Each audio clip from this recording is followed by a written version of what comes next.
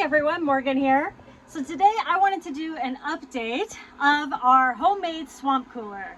So first of all, I wanted to tell you a couple upgrades that we made. I'm gonna go ahead and unplug the fan for now.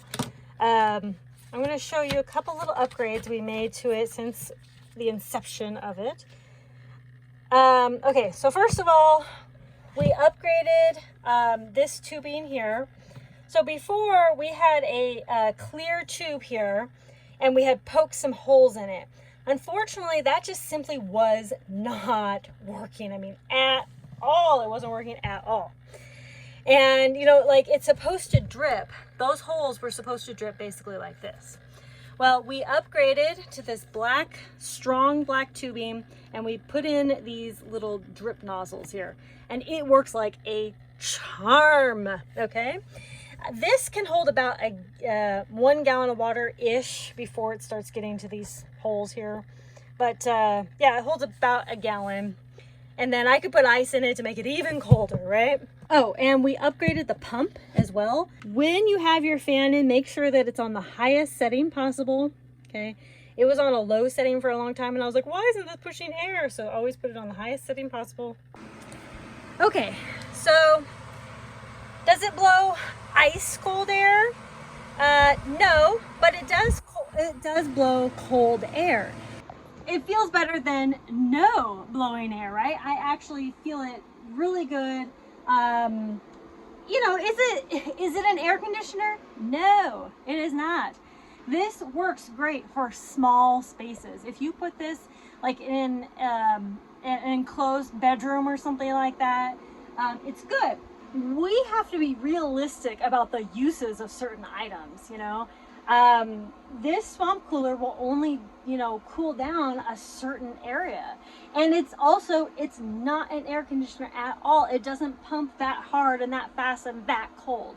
You know, an air conditioner will definitely pump way colder, okay? So, you know, even if I put ice in here, it's still not going to pump as hard as like a commercial air conditioner, right?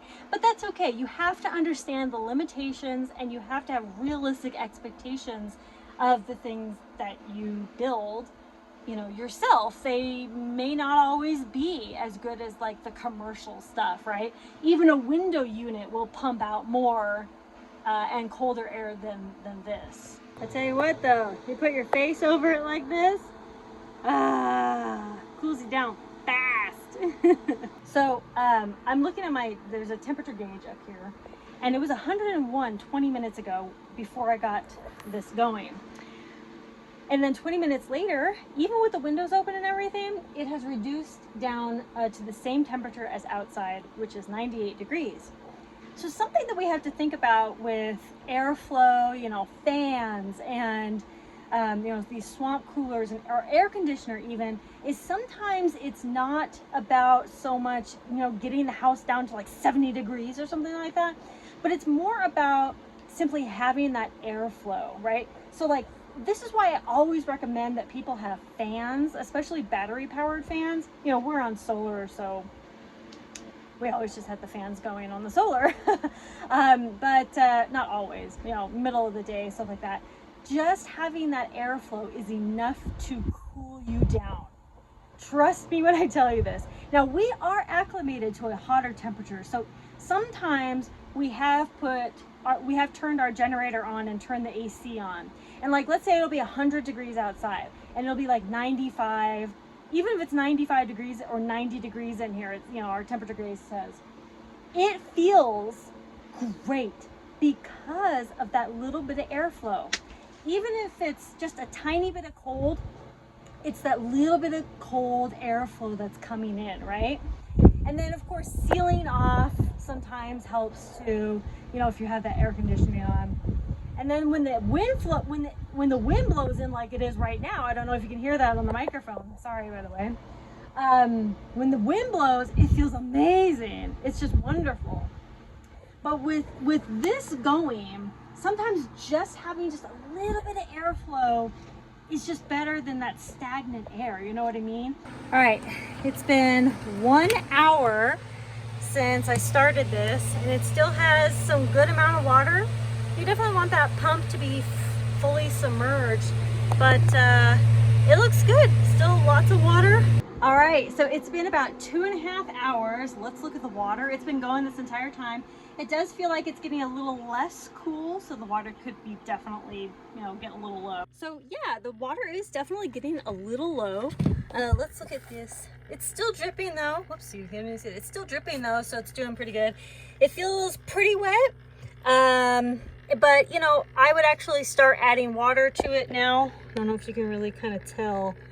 But yeah, I would definitely start adding a little bit of water to this. But stupid flies. Gosh, the flies have been terrible. Anyway, I would definitely start adding water at this point. You don't want it to get too low and you don't want it to dry. But if it does get too low, I mean, you'll hear it. You will physically hear it. It got really low one time. And we basically just heard this brrr, and we were like, what is that sound? And we opened this like, oh, it's dry. So yeah, you definitely want to make sure that this is as full as it can possibly be. But with a run time of 2.5 hours, I'm gonna go ahead and actually just unplug this. It's getting a little late. With a run time of 2.5 hours without having to add water, it's pretty good, I think. You know, I wouldn't run this like all night by itself or anything like that. I would definitely only run this when you can keep an eye on it. But I am really impressed with this. I actually am. It actually has made it several degrees cooler in here. Of course, it did get cooler outside. It's 94 and it's a little cloudy outside, but it's 91 in here with very little wind. I would like to think that the coolness was attributed by the swamp cooler, just a little bit, not a lot, but maybe just a little bit. So I'm actually really impressed with this DIY, especially with our upgrade. So I just wanted to give you guys an update on that, and yeah, definitely a good DIY for small spaces. Thank y'all so much for watching. Conquer tomorrow by preparing today. Talk to y'all later. Bye. So 15 minutes after turning it off, it's gone up about a degree. So I think that the swamp cooler definitely attributed to a little cooler temperatures in here. So that's really interesting.